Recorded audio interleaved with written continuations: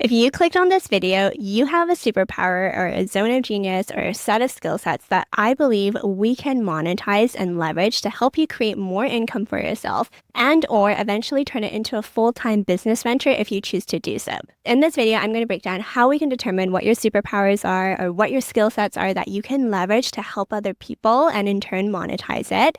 Next, I will walk you through how we can package it together so that you can actually sell it. Lastly, I will walk you through how you can get your first few customers. Throughout this entire video, I will also pepper in my personal experiences, such as my learnings and my mistakes, as I figured this out by myself along the way, as I founded my own consulting agency helping sustainable fashion brands. I want to help female founders consciously create wealth for themselves and just be able to do something that they are so passionate about, because I firmly believe that you have something that you are good at, you're passionate about, and you can also make money off of. So let's talk about that in this video. I want to start by saying that every single person has a unique gift or a superpower or whatever you want to call it within them. And if you're watching this right now thinking, okay, Selena, I hear you, but I really don't think that applies to me, then I want to challenge you, because I truly believe that everyone does have something. More often than not, because we're so good at it, sometimes we feel like it's not a big deal, or because it comes easy to us, we feel like it's not even worth mentioning. And so everyone has something like that. If you look at your family members, your loved ones, or your friends, I'm sure you can think of for every single person, there's something that they're really, really good at. And in most cases, there's a few things that they're really good at that you maybe admire them for, or you as an outsider looking in feel like it comes really naturally to them and maybe they don't even realize it. So first of all, I just wanted to level set and say that everyone has something they're good at, but the key is identifying what that is for you. And I know that is easier said than done. How you're going to figure out what your unique gifts are or what your superpowers are as follows. So I want you to grab a notebook, grab a pen, whatever you want to do, and you can click pause on this video. But first of all, I want you to think back and think of all the compliments people ever give you based on something that you do. Do people always say, oh, you're so good at organizing things? Or do people always say, oh, you have such a good aesthetic eye? What is it that you constantly get compliments on? And just write all that stuff down. I don't want you to filter it out and be like, oh, that doesn't seem like it's very important, or it doesn't seem like I could monetize that. Write everything down and don't limit yourself. Next, I want you to go through and think through work experiences. So if you don't have a lot of work experience, you can also include volunteer experience, but just think through when you've worked with other people, what do they compliment you on, or what do other people come to you for? Are you, as an example, a natural born leader? Are you always the person that ushers everyone into their roles and responsibilities? Are you maybe someone that's really good at listening? Or do people look at you to build slide decks? Or do people look at you to organize team happy hours and events? What is something that people rely on you because they know you're good at it, they know you'll get it done, and because it looks like it comes easy to you? So think back on that.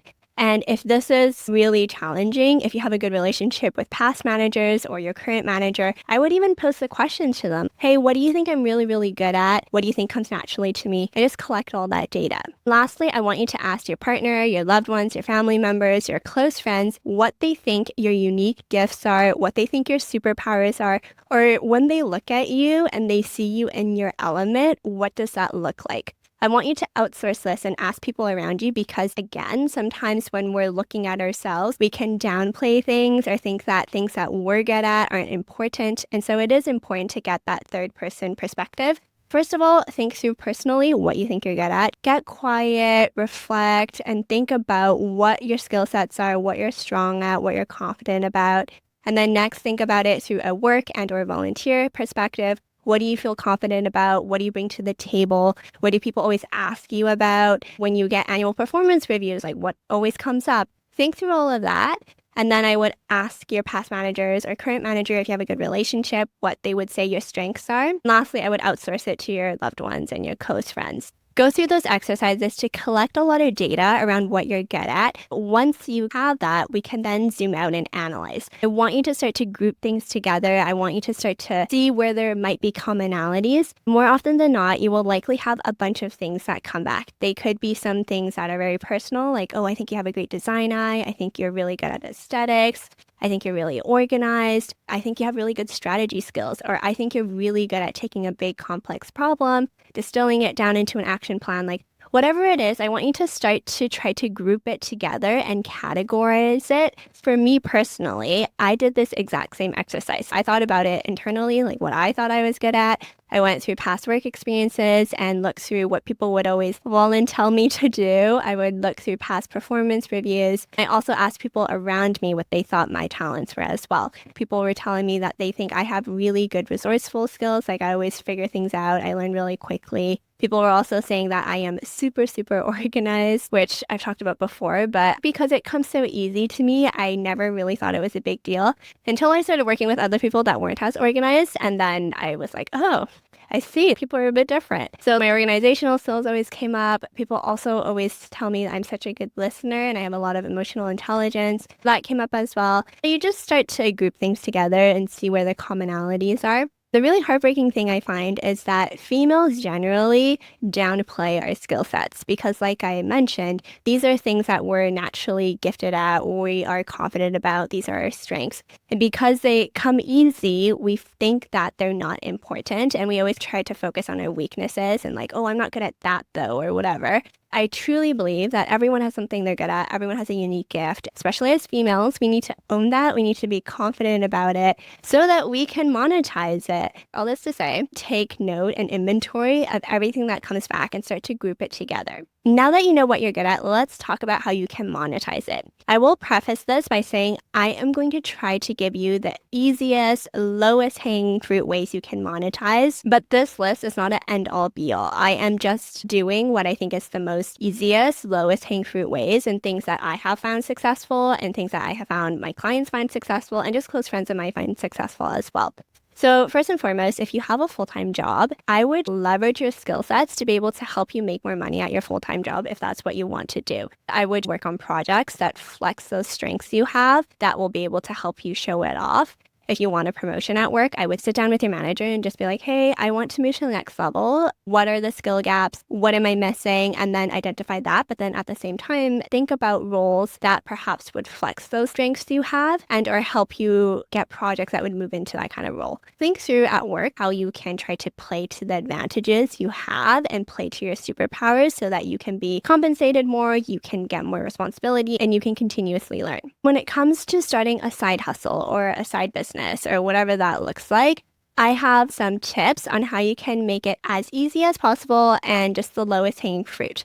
I typically recommend folks start a service-based business if you're just looking to make some extra money off of skill sets you already have. If you do want to start a product-based business, I can absolutely do more future videos on that because I have consulted sustainable fashion D2C brands for over half a decade, and I can talk about that as well. But from those experiences, I know how much work it is to create a product-based business. There's typically more capital upfront because you need to buy inventory unless you do a pre-sales model, which is what I recommend to my clients. But you still need some sort of level of capital upfront, which is a good chunk of money sometimes. Additionally, profit margins are so small on D2C brands or product-based businesses. And so if you're truly looking to create additional income and make it good income and worth your time, I do believe starting with a service-based business is best. And then you can try to test it out. You can move freely. If you decide that you don't want to do it anymore, it's not a big deal. Versus if you have a product-based business and you decide you don't want to do it anymore, you might be sitting on inventory that you've just tied up.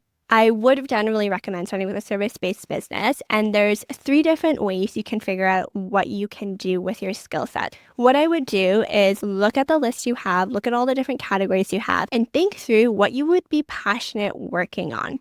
As an example, I have a client, she works as a personal stylist, and when we first started working together, I remember it distinctly on a call, her telling me that, well, you know, the fact that I can tell what colors would look good on people, or what clothes would look good on people, or the fact that I'm really good at shopping, like that just doesn't seem like it's something that I can monetize. We really worked on a lot of her limiting beliefs and mindset to be able to face the fact that these are all superpowers and gifts she has, and if she can help someone look at their wardrobe, know immediately what they're going to wear, or feel confident at a speaking event in the outfit they have chosen because it aligns with their values and it helps them feel confident. Those are things that add value to people's lives. And so really think through what are things you're genuinely good at, but also what are things you are passionate about and how can we tie it together? Because sometimes there are things we're good at, but we just don't like doing. And I want you to remove some of those things because we're here to build a business or build side hustles that will create income for ourselves, but also sustain us in a mental health capacity. And if you're working day in and day out on something you're not passionate about, it's not going to light you up. So I want you to go through the list, find something that you're good at, you're passionate about, and then work through this framework I'm about to show you. Like I just mentioned, I recommend a service-based business to start just so you can easily make some side income for yourself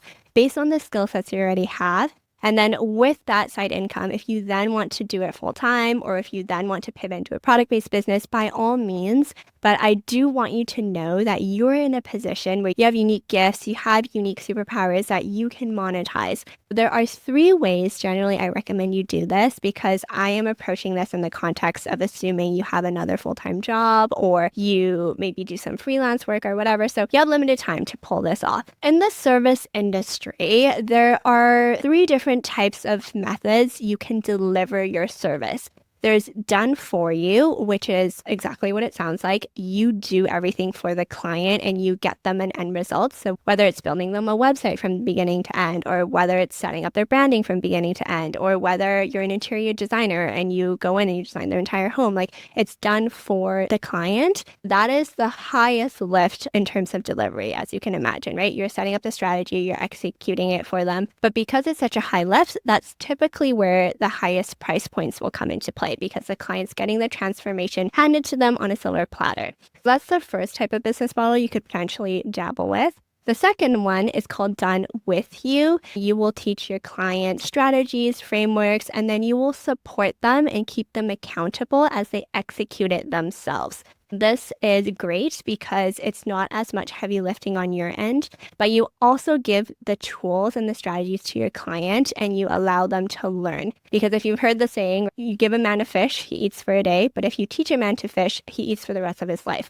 So done with you in certain instances can be really helpful as well. The last model is the most hands-off model, and it's just called DIY or do it yourself, where you give your client the strategies, the toolkits, or whatever they need to get the transformation that they're looking for, and then you just let them do it themselves completely. There's obviously different layers of support and involvement you can have throughout, but generally those are the 3 frameworks. For you, it just really depends on how much time you have to dedicate as well as how much side income you want to be making. If you have a super demanding full-time job, I would probably recommend you try to do it done with you or maybe a DIY type of thing. Maybe it could be like a template you sell on the side if it's completely DIY. Maybe it's a couple of mini lesson trainings or like a mini course you want to put together.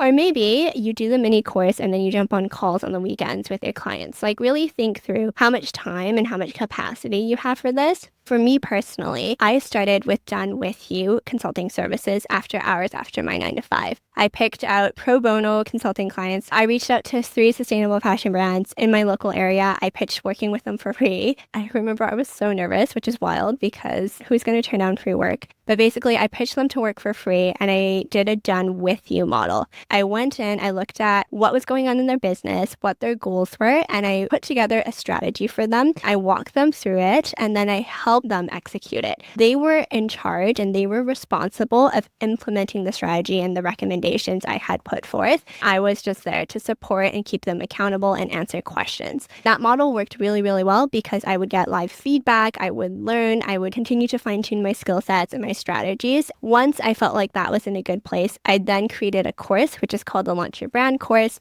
And that's the one where I help sustainable fashion brands launch from scratch. And so once I felt really comfortable with the done with you model, I then put it all in the course and then it's way more hands off. I generally recommend you start with some sort of client interaction work first so that you can practice, you can sharpen your expertise, but also you get feedback, because the worst thing is if you put something together and people don't like it and they don't get the results you want, like you want to be able to test and learn. So that is how you could potentially package it together. At this stage, you have gone through, identified all the things you're good at, you've categorized it, and also where it intersects between what you're good at and what you're passionate about. I want you to think through how much bandwidth, how much time, how much capacity you have for this, as well as realistically how much income you want to generate from it. Put that through the 3 different models I just told you. So done for you, done with you, or DIY, and you decide which road you want to take.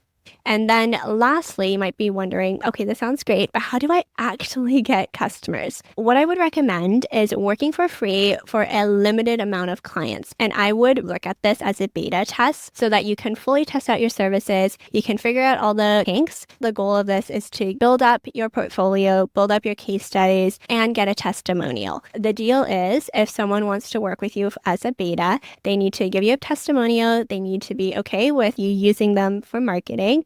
And then eventually, if they get good results, it'd be great if they could share it amongst their network as well so that you can start to bring word of mouth referrals in. If you're starting from scratch, you're trying to sell these templates or a mini course, or you're trying to sell freelance consulting services or complete interior design or branding services, then what I would do is if you don't have networks already, then I would reach out to brands, I would reach out to local businesses and pitch working with them for free, much like I did with Recloseted. The goal is to get comfortable with the services you're offering, be confident that you can help them achieve results. Also want to work out any kinks you might have because first time doing this, you're probably going to be nervous. You're probably going to have jitters. So work out all of that. Of course, you want to be able to leverage this for marketing purposes as well. So use it for content, put it in your portfolio, get testimonials from them. And then hopefully, if you do a good job, they want to continue working with you and this time pay you and or also suggest people in their network to you.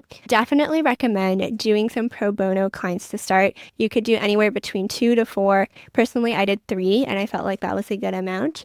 The other thing you may want to consider too is leveraging your personal networks. Maybe for the first few clients, you have a significantly discounted rate with the understanding that you get to test it out. You also get to include them in your portfolio.